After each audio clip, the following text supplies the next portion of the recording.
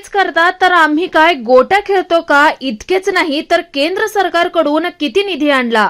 रेल्वेत लोक धक्के खात बसलेत. 5व्या आणि 6व्या लाईनचं स्वप्न दाखवतायत.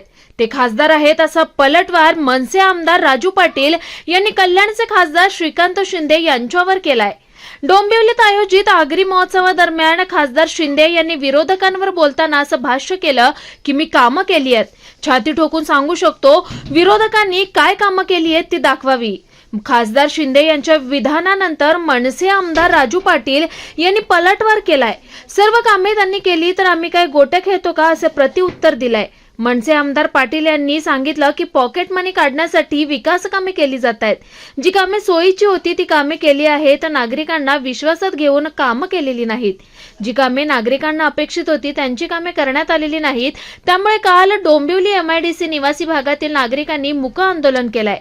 हे त्याचे ताजे उदाहरण आहे. कामे सुरू आहेत यात काही वाद नाही, मात्र जी कामे सुरू आहेत त्यात गुणवत्ता राखली जात नाही. निकृष्ट दर्जाची कामे केली जात आहेत.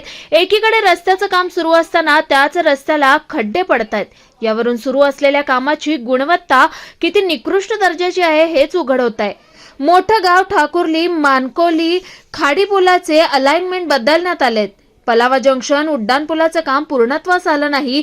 ही कामे त्यांनी पूर्ण करून दाखवावीत.